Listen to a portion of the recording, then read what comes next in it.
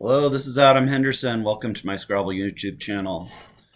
Um, so I have on here ChatGPT 5, and I'm still kind of obsessing over that game. That first position, that first real move where I played beaten, and I'll get into that in a second. But I just kind of wanted to elaborate a little bit on why I've classically been a little bit distrustful of uh, simulations back in the day when Macondo didn't exist and everyone trusted Quackle. People put a lot of trust in Quackle simulations. Now they do it. It's the same thing, but they do it with Macondo. And it was years ago that I was having a conversation with my expert friend Dan Goodwin, which actually he did very well. He was the one to challenge because I believe they were both 5-0 at the end.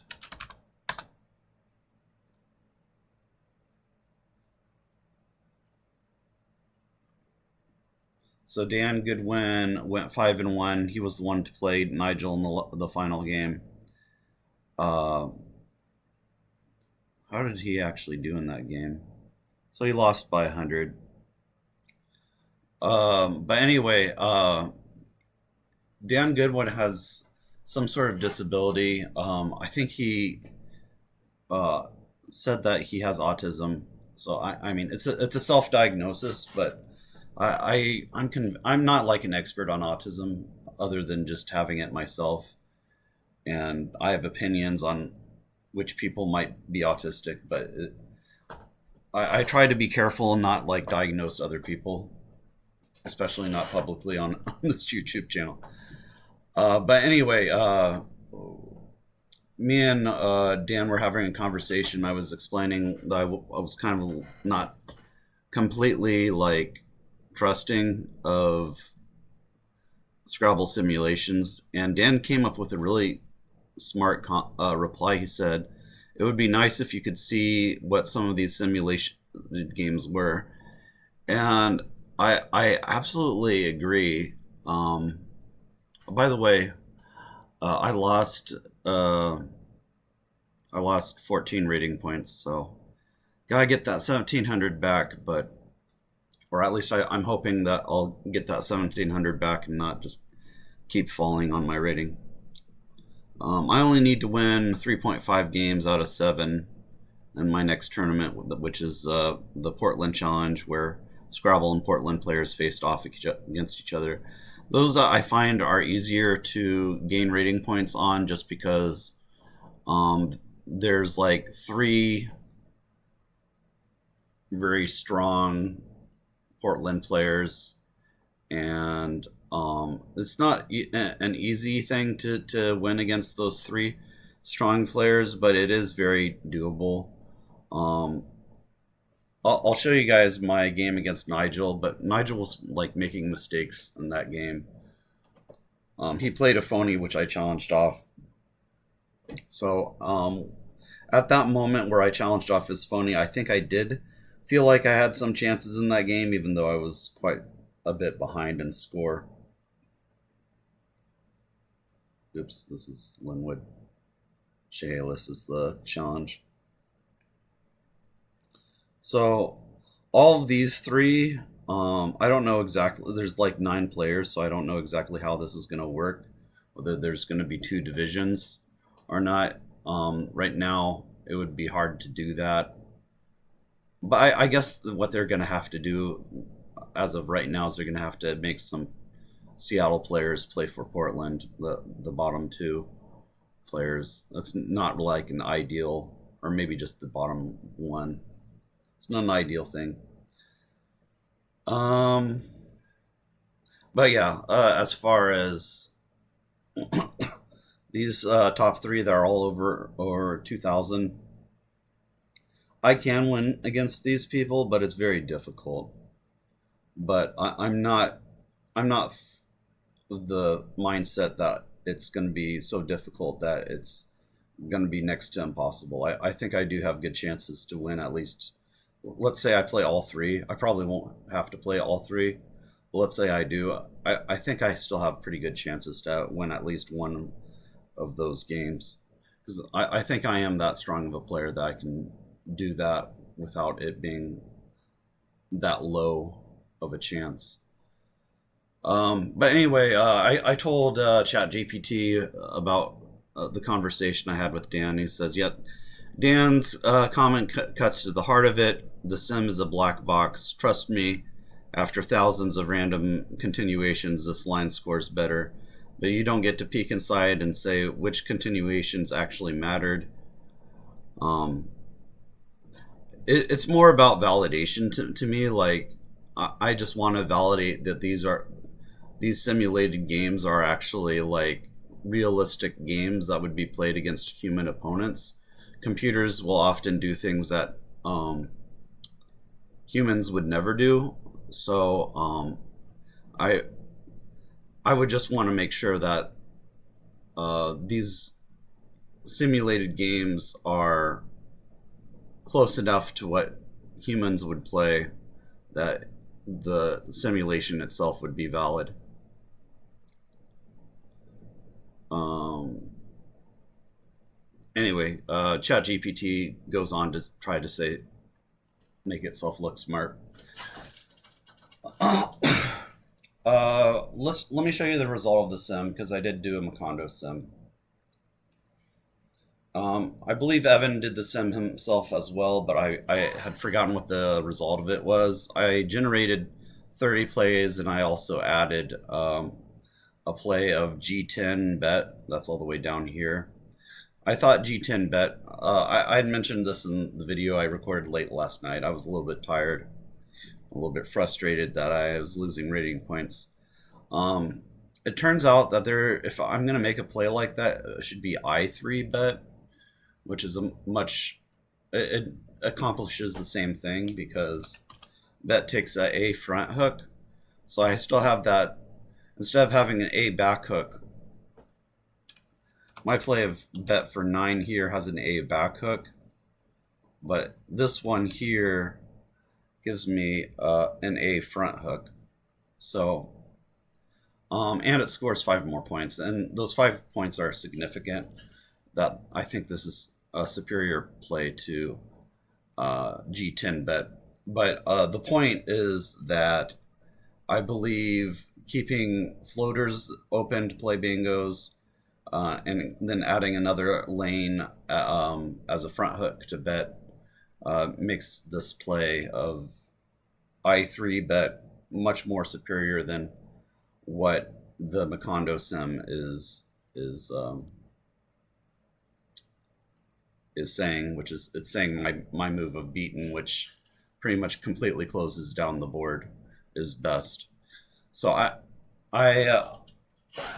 this is the type of position that makes me feel very wary of using Macondo for too much analysis. There may still be like very interesting positions where I would want at least Macondo's opinion, but I'm never going to just assume that the top play, even after a 5, because this is a 5 play sim, even after a 5 play sim, I'm not ever going to assume that, especially after this kind of failure of Macondo, I'm not going to ever assume that the top play that it gives out is really best. It should also be noted before I move on to analyzing a game for you guys that it's only the win percent is only 1% between my preferred play of I3 bet and its play of G5 beaten. All right, I'm gonna take a short break and pause, and I'm gonna show you a game from yesterday that I think has a lot of instructional and interesting topics regarding psychology of tournaments, and I feel like this topic of Scrabble psychology is extremely important, and it's one that I want to talk about. So There was one particular game that I want to go over and take a break from the Nationals coverage, and I'll return to that after I show this game.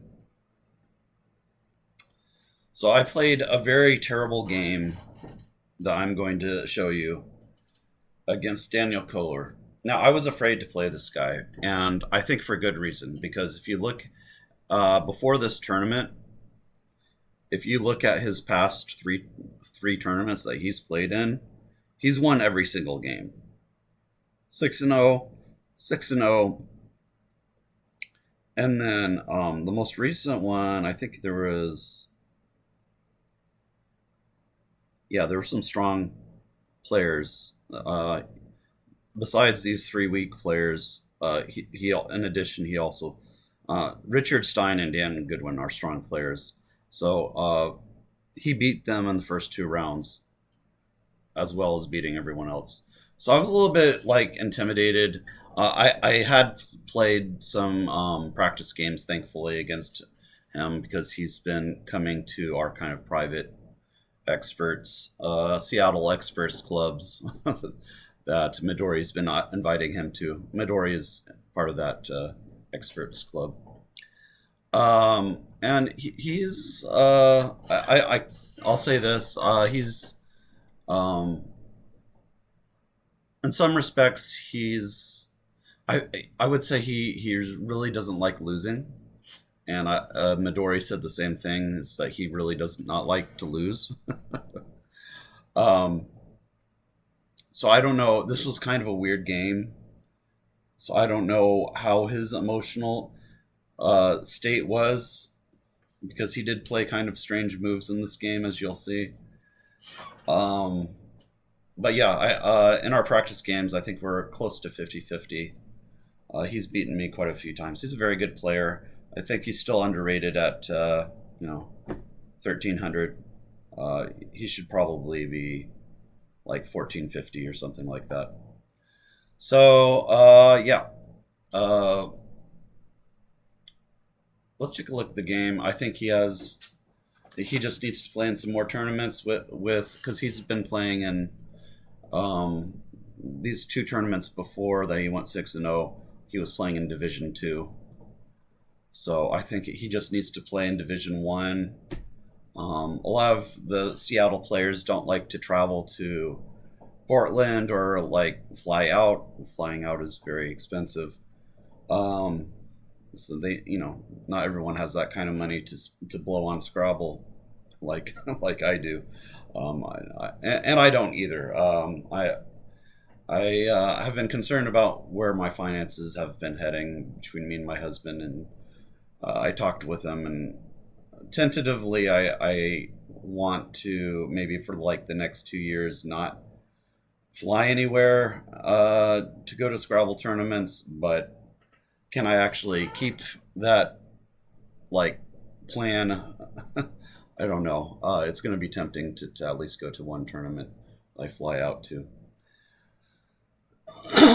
But yeah, it's a scary time to be just working in general. Everyone's kind of worried about their jobs, but especially for me who works in tech, it's a scary time. Okay, let's take a look at this game. I'm done uh, stalling. Oh, I need to delete this one. Let me create another one.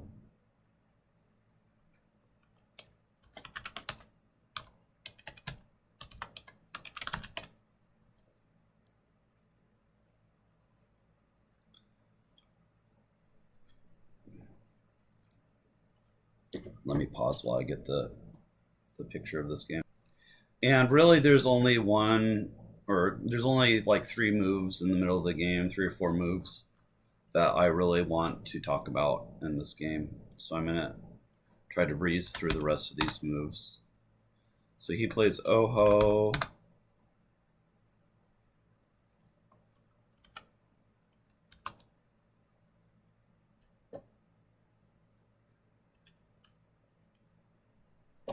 Trying to read my handwriting here. It looks like I had 2 A's.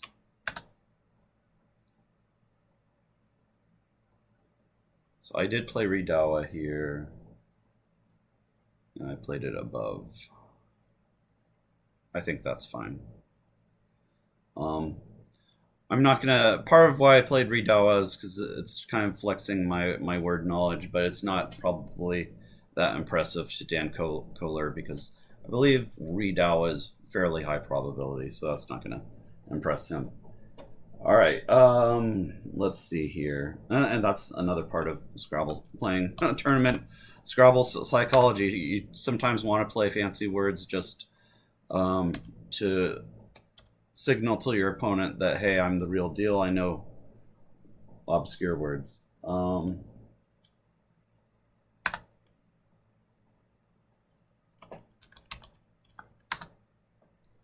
don't think there's any.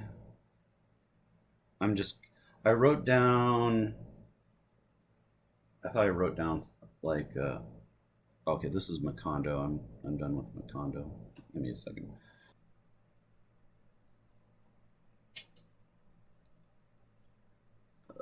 I'm just curious if there was anything in here. There's nothing. Okay. It's good to know.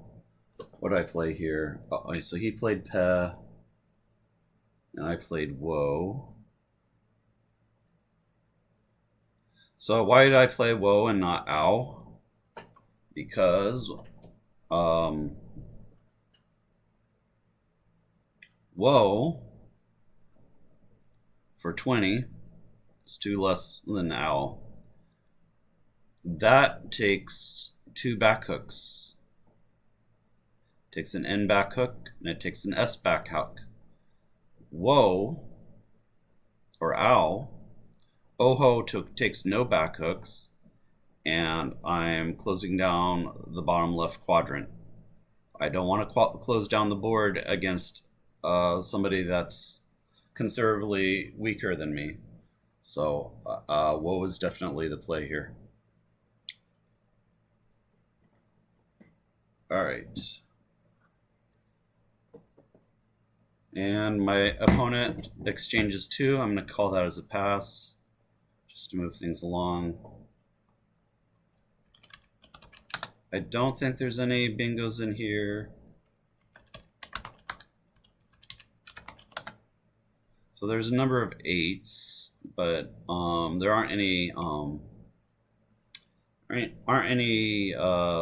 floaters to play through.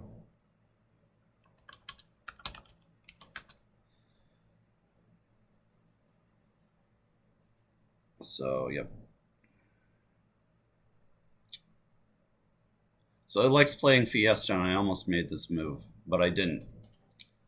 He just exchanged 2, which signals that he's going to bingo on his next move. So if I play this play of Fiesta, there's a pretty high chance. Well, it's almost 100% chance that he bingos after I play Fiesta. But there's even if he doesn't hit, there's maybe like a 20% chance he hits a really high scoring 8-letter bingo from the F. And if he doesn't do that, he's still going to almost 100% bingo. And I'm going to be drawing 6 random tiles instead of keeping really good bingo prone tiles. So I actually started playing the F there, and then I picked it up because I realized I was about to make a disaster of a play. So Fiesta was not played. Fiesta is not the right play. What did I do instead? I played. Let's see where I played it.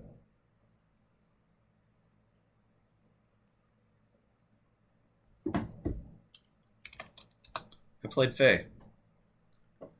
So playing Fae leaves the extremely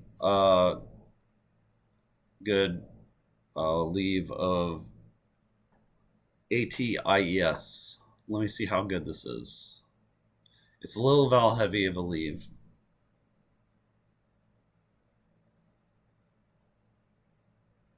So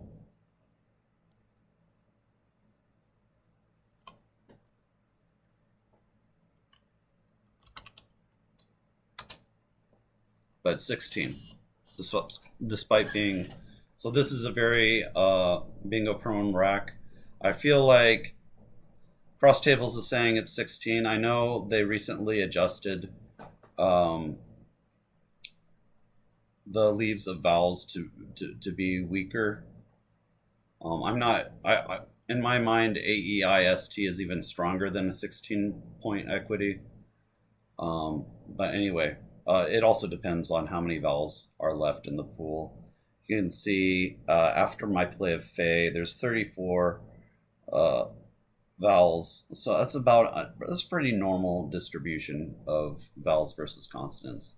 So I feel like I'm I'm pretty good shape to after leaving AEIST to bingo on my next play, and he's almost certainly going to bingo and give me floaters to bingo through. So I felt very confident that after my play of Fey, he's going to bingo, and I'm going to bingo immediately back in response. So let's see what happens.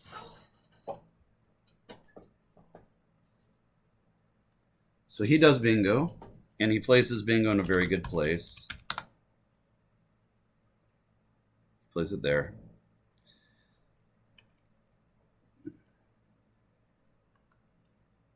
I drew a blank, that tile draw. I drew a B and a blank. So I didn't see beasties. Is beastiest a word? No. Beastier isn't a word, so beastiest isn't going to be a word. All right. So beasties would have probably been the best play. But I didn't play beasties. I played stabile, which is fine. Not a biggie. Beasties would have been better. But I just did not really know the word. Let me see.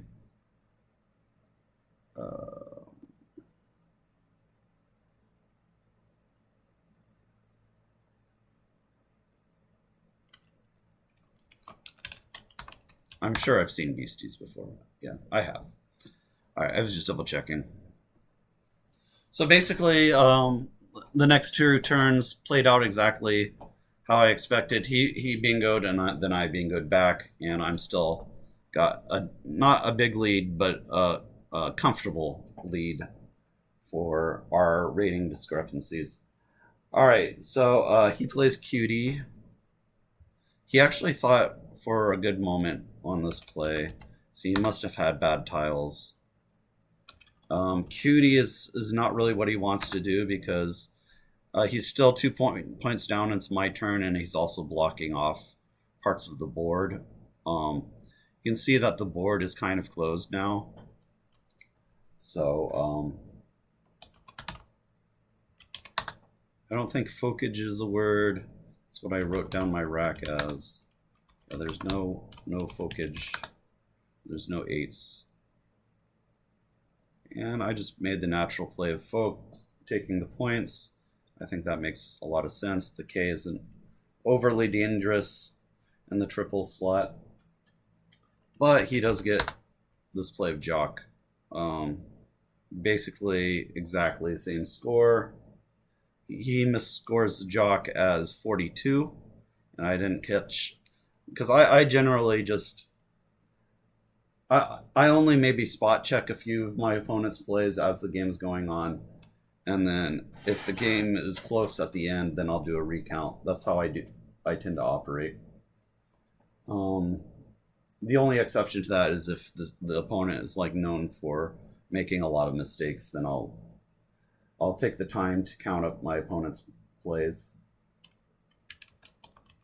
Not a great draw for me.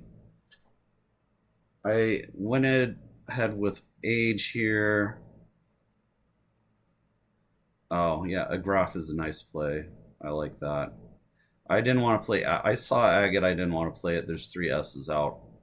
That's just a bad play. A graph, it might not be the best play, but it's a lot better than agate. I went with what I think is probably the best play of age here. Just I've got a slight lead. I'm keeping really good bingo tiles, and for the time being, I just want to keep the board closed. I think this is fine.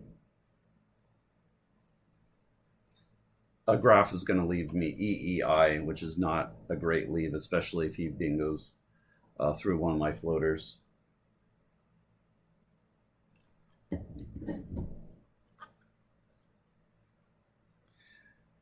Someone once told me it's easier to disagree with me when they're watching my videos versus like Josh Sokol or Mac Miller. And the idea there is Josh Sokol and Mac Miller are a lot stronger players, so it's hard to disagree with them. And I'm just a lowly, like not even 1700 at this point. So this is true, but of course there's a but. That doesn't mean I'm wrong, and it doesn't mean I'm always going to be like in opposition to what Mac Miller and Josh Sokol would say. If either of those two, by the way, or somebody of a similar strength happens to be watching my video and you want to put your thoughts about like some of the general philosophy I've been saying, feel free to put it in the comments. I'm going to try to, if I disagree with somebody that's higher rated than me, I'm probably going to back off and just let it be. I don't want to get into fights publicly with higher rated players. But yeah, if you disagree with me, if you're lower rated than me, and you want to challenge what I'm saying, yeah, put your thoughts in the comments. I probably, if I have something like I feel like it's clear cut that I can say in response, then I might say it. But I'm going to try to avoid like long drawn out arguments on YouTube. YouTube isn't very good at being a forum for like debate. So I wish it was, but it's not. All right, let's see here. Honestly, I'm not on Facebook anymore, and I won't go into the reasons why, but I do feel like Facebook has become much more censored lately. That might be, part of this whole concern over Jimmy Kimmel being censored and just the overall political environment that we're in. I'm hoping things will get better, guys, for the freedom of speech. Not looking good right now. All right, so let's get back to the game. I played Age. He plays Tapa after a good minute, think. He's very, very deliberate, very thoughtful player. And this is where things start to get spicy. So I made this play of Karaf. And he plays Falx.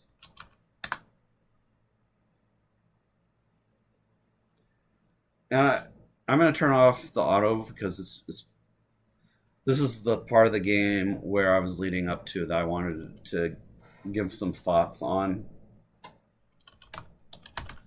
I wrote down my rack as Sin Yens.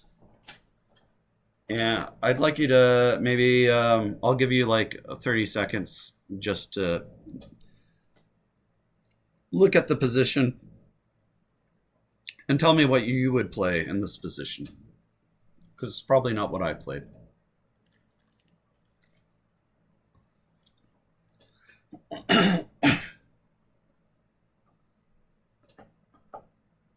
Okay, time's up.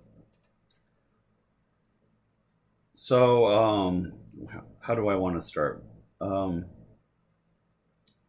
So on my score sheet, I went to a long think on this position because I realized that the A being where it was and my rack being how it was, I was really close to being able to play a word that was on my dream plays list, and it was going to be very satisfying to play this word. So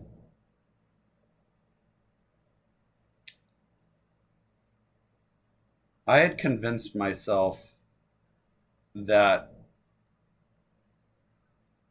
I could play this word on my Dream Plays list. So I had written, but I was unsure of how to spell it. So I started writing down like several different ways. So I wrote Senyasis. I wrote Senn Yasi. I wrote down Sann Yesi. I was like, it's probably got to be one of these.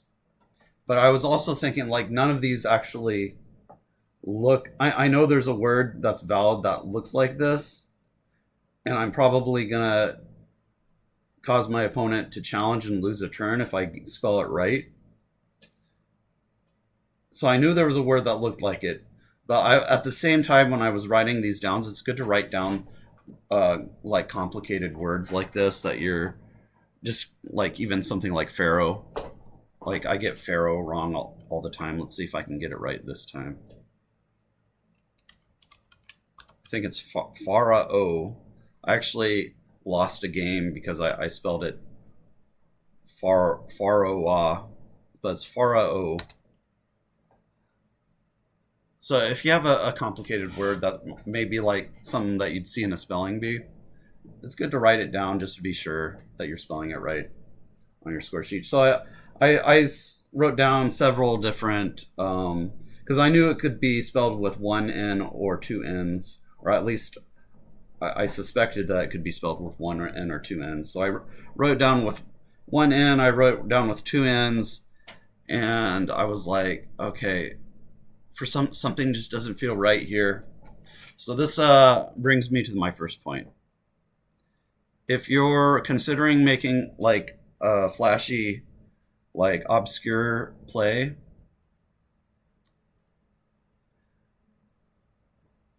but you write it down on your score sheet and it's something just doesn't feel right, it's probably that because there is something right. And if you try to force it like I did in this position, it's a sign that you're about to play phony. So that's the first point. So what I did here was I played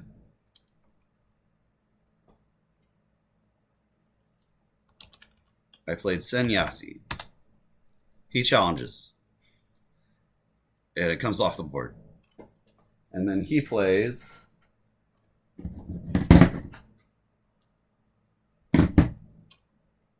Erg.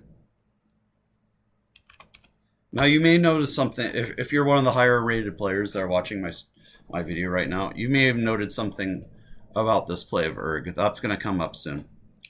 All right. But I was, while he spent a long time before playing the word Erg, and he was actually starting to get low on his clock. And I thought to myself, well, it must be the other way. And this is leads me to the second kind of psychological Scrabble thing in tournaments, is that when you lose a turn, especially when you misspell one of your words that you know that there's something like it, but you're not spelling it right. The temptation is to just redeem yourself immediately by spelling it correctly, especially if you think, okay, well, it's definitely the other way that you were considering. And my second point is don't do that. Don't do that. So here's the second point. If you do play phony and it gets challenged off, slow down. You're not going to be in a great emotional shape if you immediately after being challenged. It's usually a good time to take a few moments, just calm yourself down, tell yourself that the game's not over, because it usually isn't over, and just because and the worst situation is where you lose a turn by you playing a phony, and it puts you in like a really negative state of mind, like, oh, I'm a terrible Scrabble player. You have thoughts like that. You gotta kind of refute those thoughts in your head before moving on and finding the best play. Okay.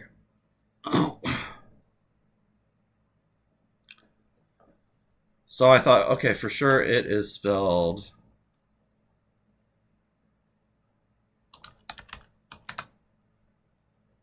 Sanyasi, and I was very sure that Sanyesi. I was very sure I was spelling it right this time, and I knew it took an S. I thought, well, I can draw the last S or the last blank, and he's probably going to be too shy to try and put an S on this word that he doesn't even know. And besides that, I'm gonna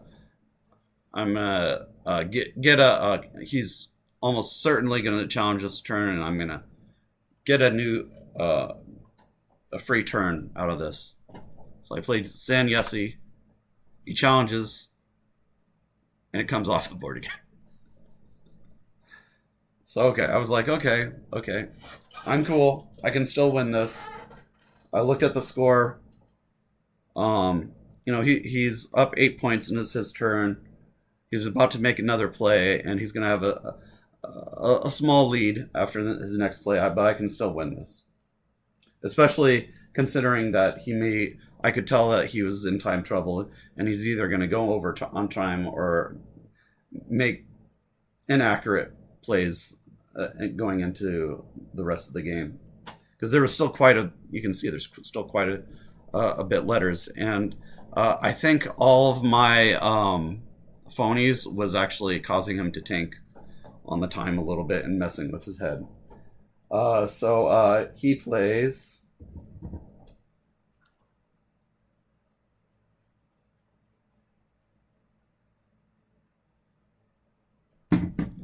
He sees that I can use my Y and get a good score on playing BEY. So he plays the natural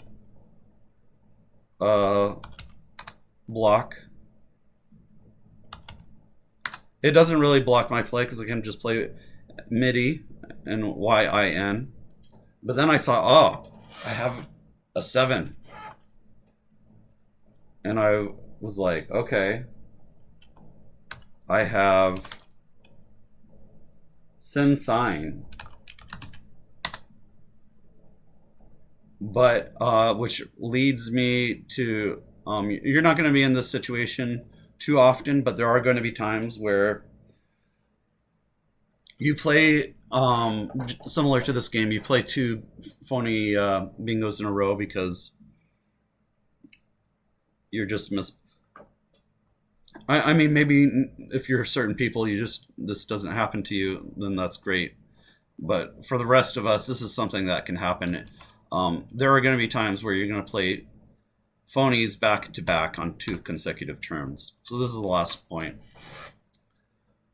The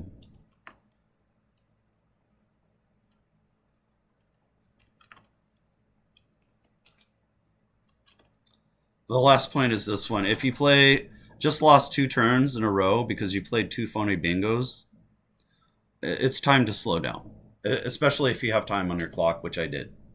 At the end of this game, I still had over 4 minutes left, so I had plenty of time.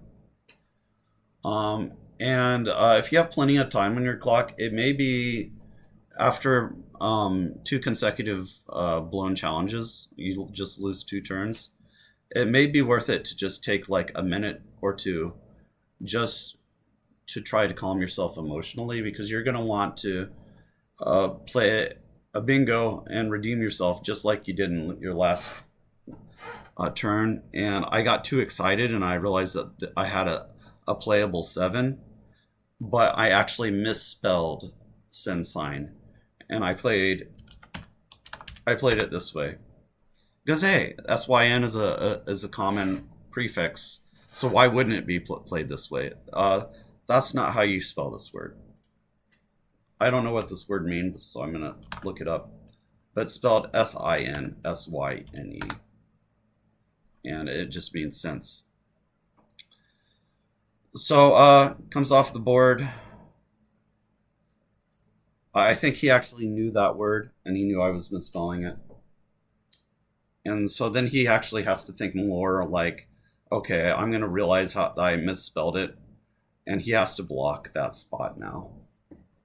So I think that caused him to lose even more time. And at this point, he only had like 2 minutes. After he came up with his next play of Vigor, which doesn't score that much, by the way. After this play,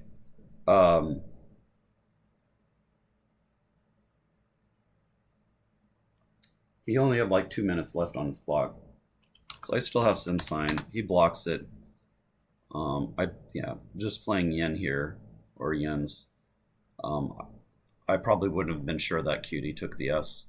So I probably should have played Yen, but I was kind of like focused on making his life difficult, so I played Synod instead. Either Yen or Yens was probably a better play. But I was just trying, besides just making the best play, it's also a psychological warfare when you're playing either chess or Scrabble.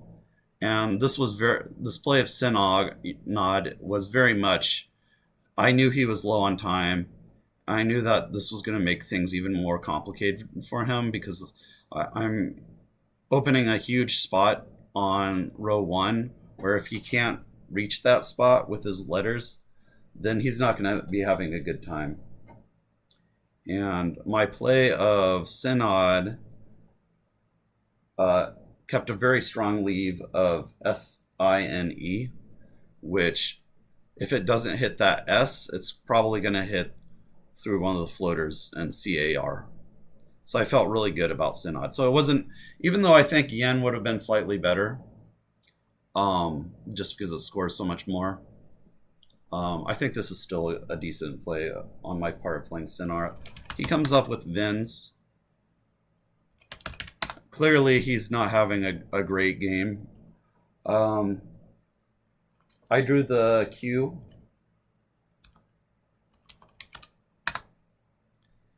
And I determined that the best thing to do was to play QI for 44. That was pretty easy.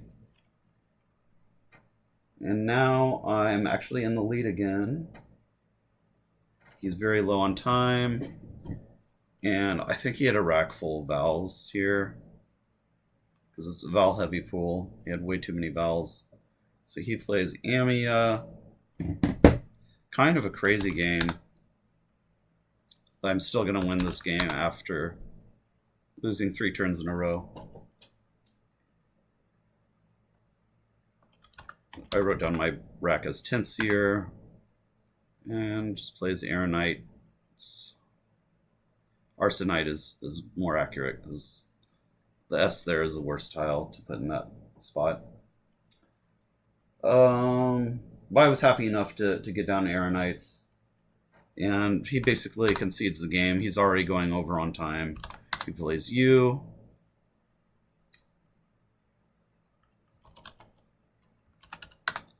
And we'll just get through the rest of this one quickly. I played Rut. Just trying to block his remaining... I think he did have, at this point, a bingo to the R, so I blocked it just in time when I played Rut. And he plays Imid.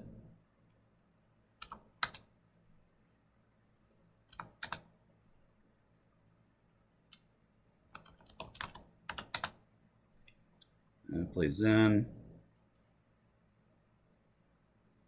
And, oh, he had Beer Nuts and Retinues. But yeah, Beer Nuts would have been a nice found. But he was way over on time. He wasn't about to find Beer Nuts. And he plays Rib. Because he's just like, okay, it doesn't... I think he said something like, okay, it doesn't matter at this point. Is what he said when he played Rib, and I go out with Bolts. And so the final score was actually, he scored himself at 311, and he went over by over 3 minutes, so he had a minus 40, and my score was 454. So the final score here in this game was 271 to 454. Crazy result considering what happened in the middle of the game. Um, but hey, I mean, that's valid. Like, if you can make your opponent have such difficult decisions, like I was giving him with all these kind of crazy bingos he'd never seen before. Because like each time I played a phony, he did like spend a little bit of time trying to consider whether or not to challenge.